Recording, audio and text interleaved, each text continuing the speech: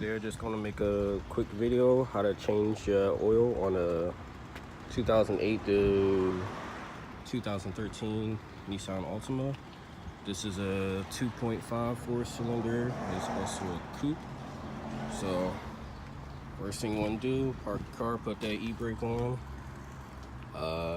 You also want to make sure you warm up the engine, get the oil nice and loose. And first thing you're gonna do, pop the hood, take off the oil cap. I already did. It's right here.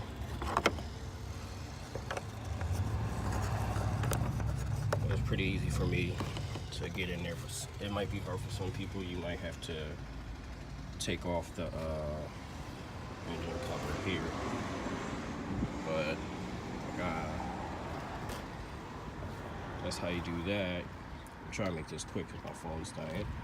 After that, you want to go on the passenger side, jack the car up, put it on jack stands. I'll show you that in a bit. All right, then you can see car's on jack and jack stands. I actually lifted it up so high that the back tire started to come off the ground. This car is like extremely low to the ground. It's not like my truck. What you also want to do, some people took their passenger side wheel off.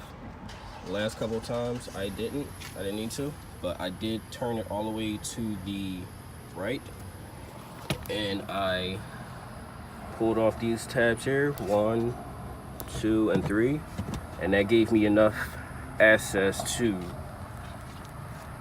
reach the oil filter, which is right there. I have skinny hands, so I can get away with that. Some people took their tire off. I'm not doing all that. So now let's go under the car. Like I said, this car is like extremely low to the ground. I still can't even fit under all the way. But what you gonna do? Take 14 millimeter. The oil drain bolt is right here. You just gonna crack that loose pretty much, and crack it loose enough to where you can just unscrew it with your hands, and then that's when you bring in the catch can. So I'm gonna do that right now. So pretty much got the bolt loose. See it's starting to drip some. Make sure we line up. I imagine it's gonna shoot out at first. I got some gloves on too, because you know I don't want that getting on my hand. Boom, there it is.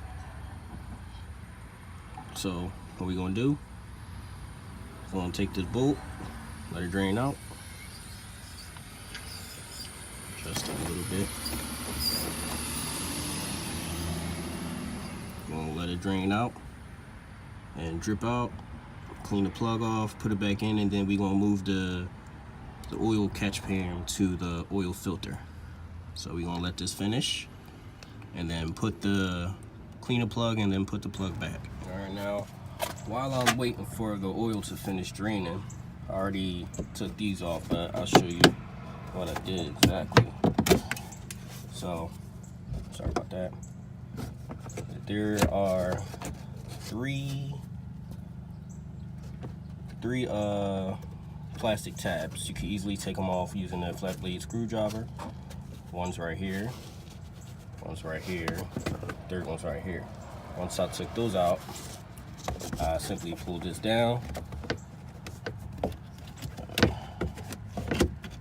and up out the way, just enough so bam, oil filter right there. You don't gotta take your tire off. So I'm about to check up on the plug, see if that's done, plug it back up, wipe up under there, and then I'll take the filter off. All right, now plug is back in. Now I just gotta take this old oil filter out. It should be easy to come off. See, my wife took this to the shop and they did the oil change without permission, but she got that for free. So I don't know if they put oil on the O-ring of the filter. All right, so it's not hard coming off. Should always be a little hand tight. That's all it should be. Make sure your oil catch pan is right under. It is. You slowly turn it so it starts dripping out. You don't want to just pull it out because it's going to gush out. You don't want that.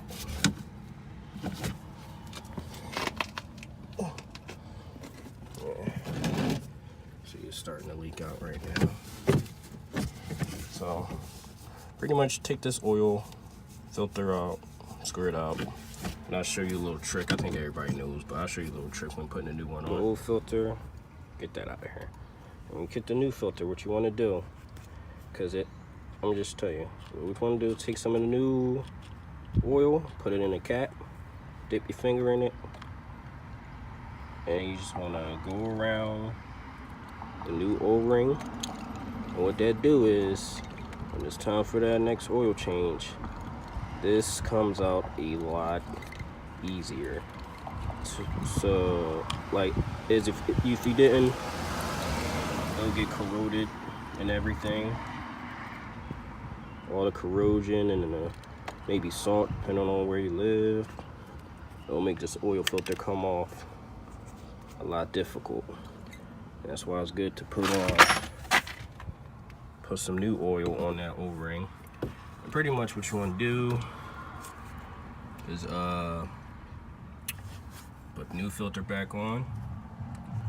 You gotta put your tabs back in, and then we'll proceed to put the oil on. Like I said, I gotta make this video short. My phone is dying, so I apologize for that. All right, once you get the oil filter on, get those pins back in for your wheel cover, shield, whatever you want to call it. I put the car down, remove the jack stands.